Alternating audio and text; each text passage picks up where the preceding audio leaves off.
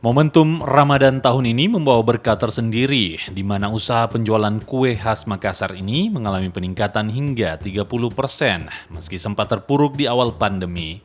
Meningkatnya penjualan membuat usaha rumahan ini menghabiskan 300 kg tepung terigu dalam sehari, yang sebelumnya hanya 200 kg. Selama Ramadan, kue otere-otere ini hanya dipasarkan di dalam kota Makassar.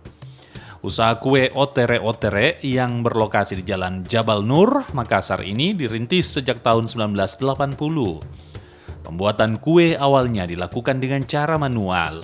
Seiring waktu dan mulai banyaknya pesanan, pembuatan kue otere akhirnya menggunakan mesin pengolah untuk meningkatkan produksi.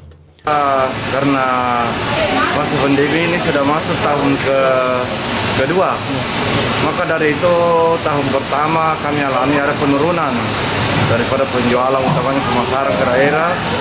Tapi masuki tahun kedua ini artinya ada kembali seperti biasa.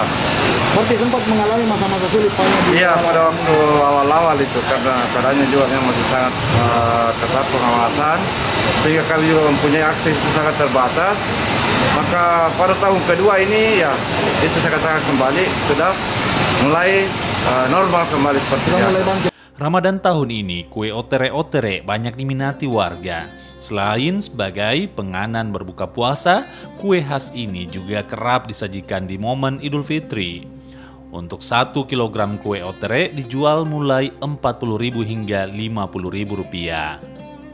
Arif Tirtana, Kompas TV Makassar.